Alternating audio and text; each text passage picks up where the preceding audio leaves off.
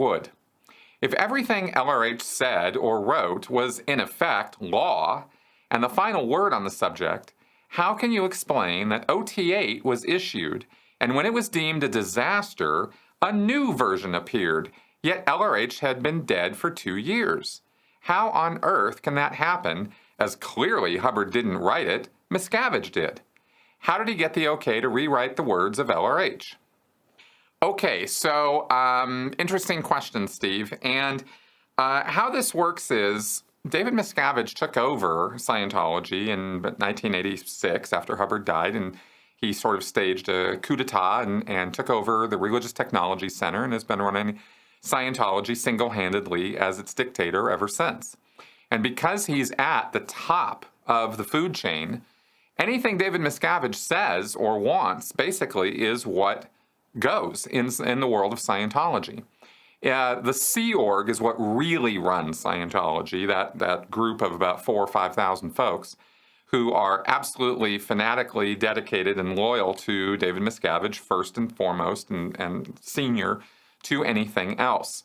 So if David Miscavige, the way the indoctrination works when somebody comes into the Sea Org, comes into Scientology really, but especially in the Sea Org, is that you are given the what for very, very quickly that David Miscavige's word is law.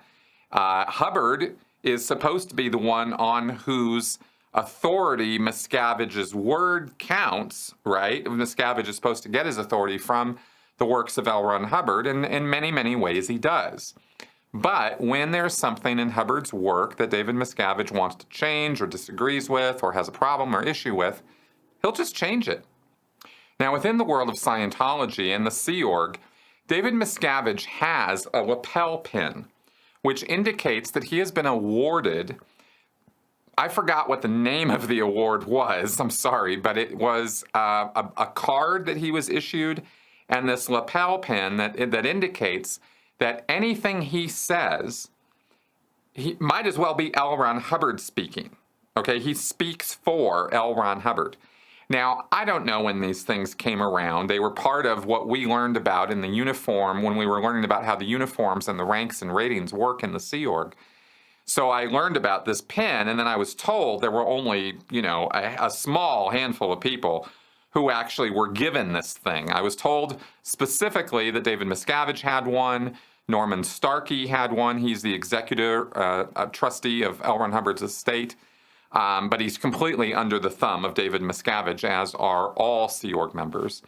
So if Miscavige felt the need to justify to anybody that he has full authority to speak for L. Ron Hubbard and do whatever it is that he wants to do with Scientology, he could always just pull out that card and that little piece of rank that he's got, and that would be it. That would be the end of that conversation.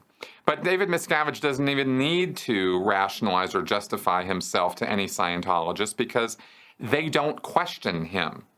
And that's really where his authority comes from. And that's why there's this, that's why I describe a cult relationship, a destructive cult relationship, as a codependent relationship, because the leader needs the followers to give him the power and authority that he gets over them, to lord over them. And they have to, in turn, give him that authority and let him run with it. And that's what they do, because they're, through coercive persuasion and through lies and deceit and all that, they are convinced that this cult leader is, the be-all, end-all of existence. And that is definitely what Scientologists and what Sea Org members think, is that David Miscavige is the cat's meow, man. He's like the bee's knees. He's the epitome of what Scientology is supposed to be all about. So they're more than happy to have David Miscavige say and do whatever he wants. There's a lot of other reasons for this too. I mean, in terms of why Scientologists would accept anything David Miscavige says. But let's just go on the premise that they do. So Miscavige doesn't let everybody know that when he makes changes, he's grossly altering L. Ron Hubbard's works. He just puts it out and says, this new revision of what I'm now giving you is what Hubbard wanted. And the earlier version we found was incorrect. The earlier version that was published, that all you guys were studying and reading and paying money for, that was incorrect because some transcriptionist or some suppressive person or some editor or whatever, some, jerk, altered L. Ron Hubbard's actual words. And Miscavige is the one who figured out, corrected it, and has now reissued it. And now it is exactly as L. Ron Hubbard intended. That is how David Miscavige routinely rationalizes massive revisions and changes to Hubbard's works. And Scientologists accept it. They do not question this. If the ones who do end up leaving Scientology because they start seeing behind the curtain and they start figuring out that this is not Hubbard's work anymore, this is Miscavige's work, and they don't really like that. And they start noticing other things that are wrong, and slowly or quickly they end up leaving. And that's where a lot of ex-Scientologists have come from, because they saw Miscavige as the corrupter of Scientology, and then once they finally leave, they start getting all the information, and for the most part learn that Hubbard himself was actually very, very corrupt too.